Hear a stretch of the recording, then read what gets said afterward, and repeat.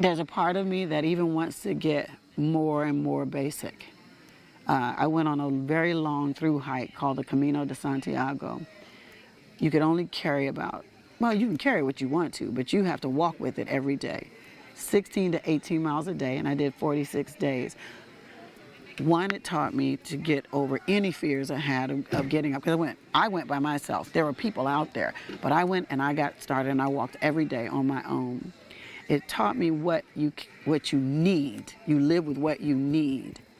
And so I see the value of having the things I want, but I also know that it can be smaller, smaller, smaller, smaller, smaller, smaller. And you can live a really full and joyful life with less if you're aware of what's the minimum that you need to bring you joy.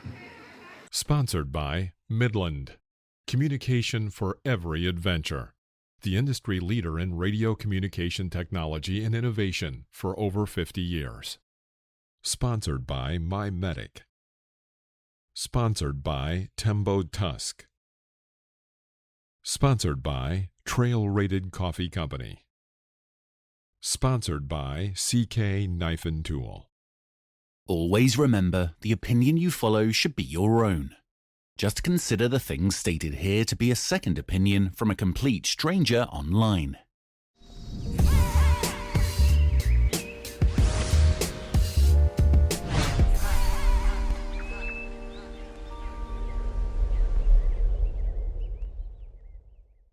Hey everybody, my name is Crystal Fox. Some of you know me as Hannah, some of you know me as Luann, some of you know me as, hey, did I go to school with you? Do I know you? And I'm like, maybe, I don't know. All of that, but you know me, most of you know me as real. And that's what this moment is right about now. I'm just out here doing what all of us, well, some of us are doing, and I hope most of us will get into doing, and that's finding your happy place. So I'm Crystal Fox. Did I grow up camping, overlanding, or doing any of these things? No, I did not. I will say I had an uncle who RV'd regularly, and he took me one time as a little girl. Loved it, didn't think about it anymore, thought it would be in my life forever, and it wasn't. But I love the outdoors, but no one around me did. None of my friends, as I grew into adulthood, they did not like it. People don't like bugs, they don't want to do this, they don't want to do that. I have a tendency to get involved in a lot of things, and it sounds exciting, and people will tell me they're going to go, and then they would cancel. And yeah, you can cancel on me if you want to. I'm still going to go. And so that's what happened. But I didn't get back to it until I went to work in Oregon. And I was 40 years old, and a group of people went camping, and I loved it. I asked the person that took me to take me to the store and help me get the basics. I got them. I didn't know that they don't encourage you to do it alone. So I took my gear, and I went camping by myself in Oregon. It was absolutely fantastic. And I decided from that day forward, I would keep exploring it, keep growing in it, and stay involved in it. Yeah, but it's been very interesting because you don't see that many of us, I mean the brown melanin enriched people, doing it. And it's an interesting thing that I want to share with everybody. Stop letting people tell you what we don't do. If you don't know me, you don't know what I do and don't do. And one of those things is I do whatever I'm inclined to do, excited to do. And I'm excited about the outdoors. The outdoors belong to everybody, everybody. So I'm learning, growing, and doing the thing. Oh my God. So here's the thing. When as most of you know, you probably heard me say it, I didn't become an actor to become famous or a celebrity. I did it because it's what I love to do, just like this. So to be honest, I started looking for other people that were doing it to make sure I was doing it properly and safely and to keep growing. And then I did start looking for people of color who had done it and wondered what their experiences had been. Well, as I delve into that research, I came across Sonia and Nakota. Oh, StaplesInTents. They have become my new Netflix. I love you, Netflix. Thank you.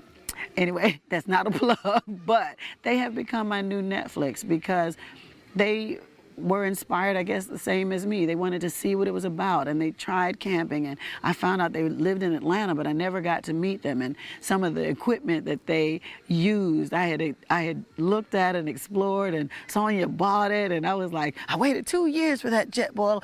Sonia has said it's fabulous, I'm gonna get it. So I am a fan of theirs. I'm telling you, and when I found out they were gonna have the gathering, I was like, what? I get to meet Sonia and Dakota. And that's how I feel being here today. Not only to meet them, but to come out here with a lot of like-minded, wonderful people. We're all learning from each other, sharing with each other, and fellowshipping. It's extraordinary. So I'm out here to support them, educate myself, and contribute to the community of overlanders, campers, and anyone who loves the outdoors and nature. More times than not, anything I've ever chosen to do, one is I believe in being a transparent person. I avail myself to people, and more times than not, people don't fail you, they avail themselves to you.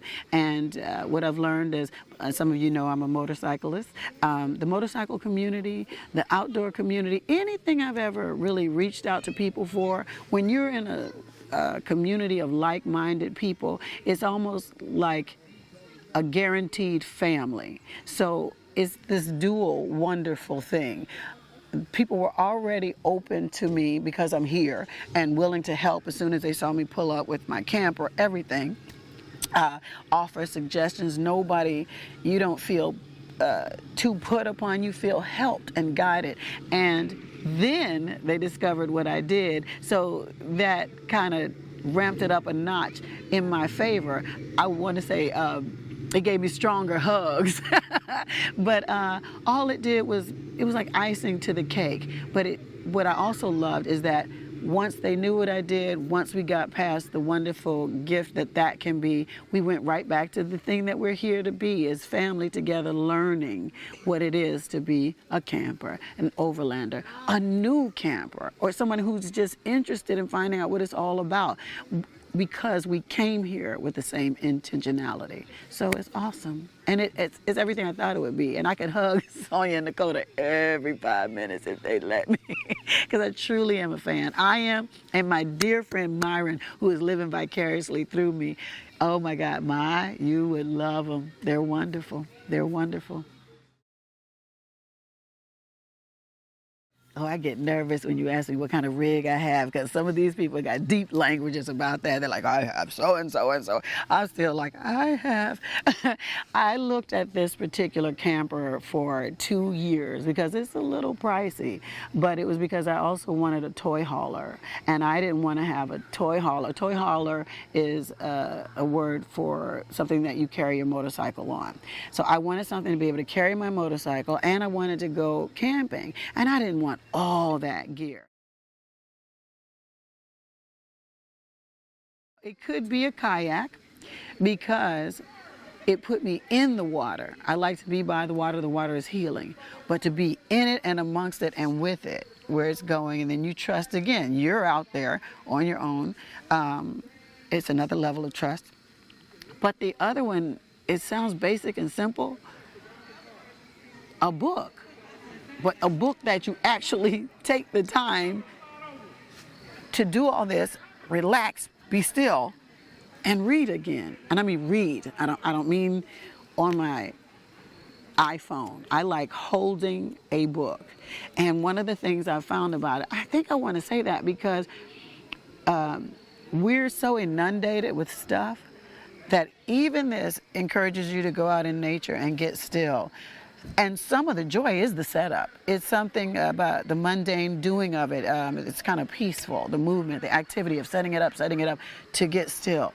But to actually get still enough to read a book and nurture your imagination, our own imagination, is challenging. So I don't want that to be the case, which is why I find myself going out a lot. And I do this, and I travel, other ways as well. But travel, wherever it is, but definitely in nature, is healing. healing, and God knows we need that. I think that we are all traumatized, to be honest. And as soon as I'm in nature, in any way, I'm aware that it's a healer, that it is. Well, see, because I didn't know any better, so I'm a foodie. So the first time my friends had me prepare food, they told me I went a little overboard. I was trying to have some shrimp and things and put it in foil, and so you could throw it in the fire. And I just had one friend who's very aloof, and he was just like, okay, Fox, so that's what we're going to do? I didn't know. So I don't know. I don't have a go-to meal yet. I'm still learning. For this trip, I did, believe it or not, I just wanted to learn so much stuff that I literally made egg salad, tuna fish, and I did make chili, because you can make a big old pot, and the chili can become nachos and chili and some other things, sloppy joes, all of that. But I'm a foodie, so I'm trying to figure out. I'm gonna figure out some stuff. Don't get me. I'll have a stir fry. Oh, I was gonna make a curried vegetable dish out here. Don't get me started. I might make some risotto out in the woods. Y'all don't know.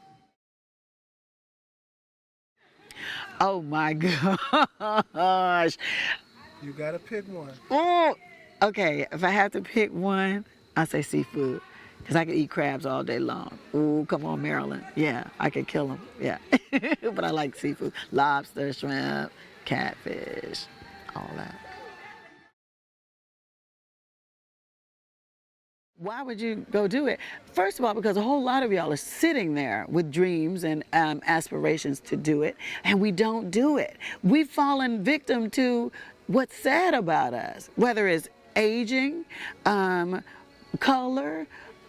We've let our fears become our reality, and we've got to challenge each other. No, get up, do it. Find a group. It's a lot of people doing things. You don't have to do it by yourself. And the funny thing is this, once you do it, you'll either love it with a group or you'll say, yeah, okay, I need to do that by myself. And you'll go out and you'll try it. But you gotta get up and try it.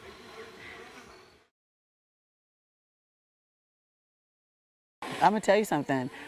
I don't think I can pinpoint that because they're so vastly different and they all speak to my soul in another way.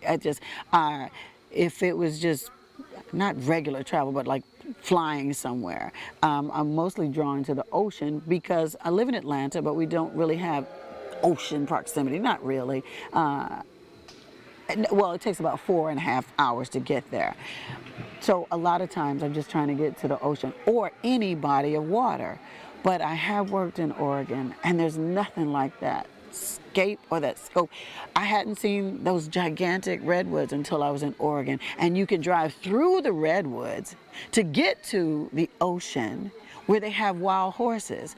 And I would not trade one for the other. It was having the experience of both that just took my breath away. That's the beauty of traveling, is how many ways your spirit can be touched by landscape that is right there.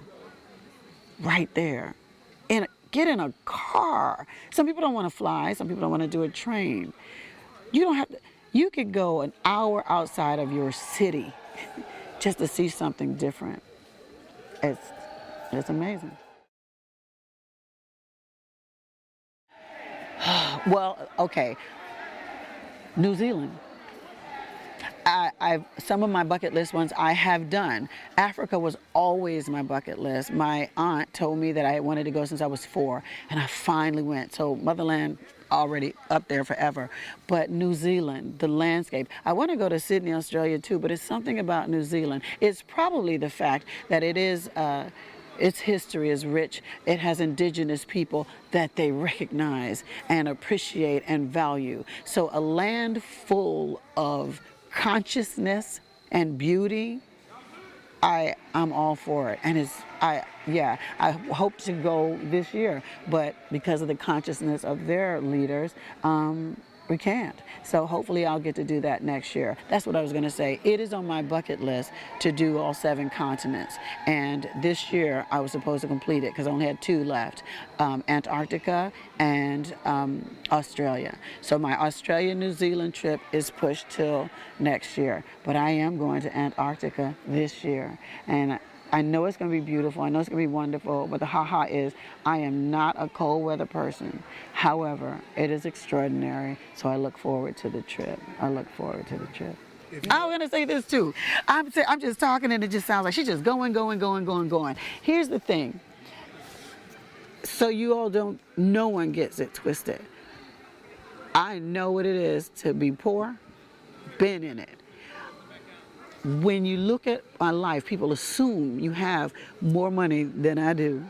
But here is this is the other thing about getting off the couch. This pandemic taught me one thing. If I died tomorrow, anything I saved would just be sitting there. I want these experiences so that when I can't go anymore, if I'm still here, I have memories to live off of for the rest of my days, not money sitting in a bank. Don't let something sit somewhere and you didn't go nowhere. Or do the thing that is, sorry as I mess up the mic, as if you didn't do the thing that you feel calling to you. Somebody wants to do what you want to do. Try it. So yeah, if I spend all this money doing these things, that's what you'll be able to say for me in my life at the end. She lived her life because I'm bent on living. And I don't know if you heard the statistic, and y'all that we talking to, more times than not, people wait until retirement. They keep saying, I'm going to retire and do it. And I thought I read it somewhere. People usually die months after or really short years after retirement. So they didn't get to do the thing that they worked all that time to do. Don't wait.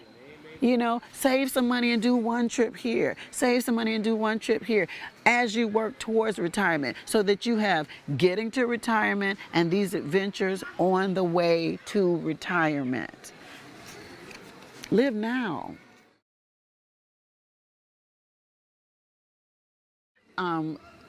What is it? Camps of America, KOAs, is one. Look that up. You'll see what I mean. They have amenities. They have activities. You can take your families to that and people around and people that run it so it feels real safe. And something I did because I wanted to go somewhere nearby and utilize and learn my equipment, but not be too far off so that if I got something wrong or if I needed to take something back or if something broke down, I wasn't too far from my home or my comfort zone to deal with it. And that's Hip Camp.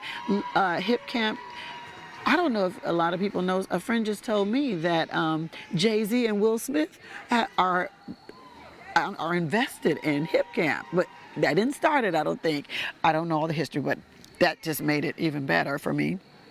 Excuse me. But look at Hip Camp. You can see the reviews. You may be able to find things right near you. I went to a location that was 40 minutes from my house, and it was lovely. And it's usually privately owned properties that allow people to camp. That's a really good way to just try.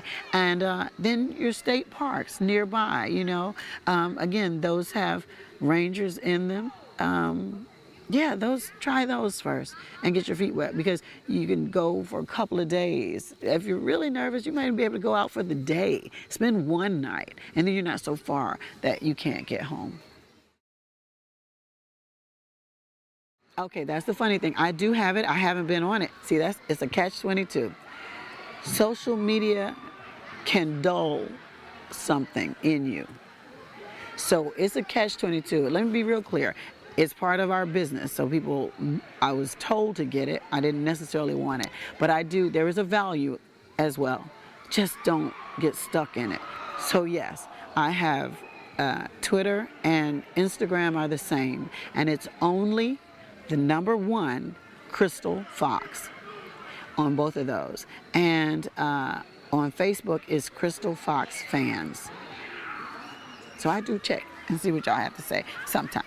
No, I do, but not on a regular basis because I think we're being affected by it more than we know, and that also leads to us not living full and productive, our own individual full and productive lives based on what we think is being said about us or not being said about us, and we think we're getting our identity from that.